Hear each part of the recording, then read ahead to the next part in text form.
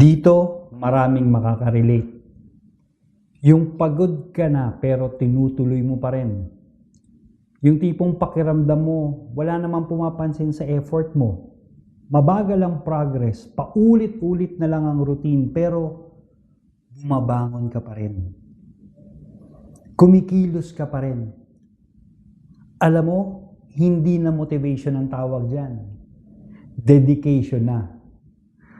Ang dedication ay pagpili na magpatuloy kahit mahirap, kahit nakakapagod, at kahit walang kasiguraduhan. Hindi to simpleng gana lang.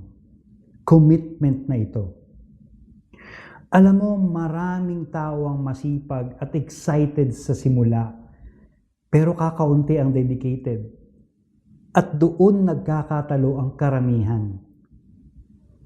Kasi kapag nawala na ang excitement, dedication na lang ang magpapatuloy sa'yo.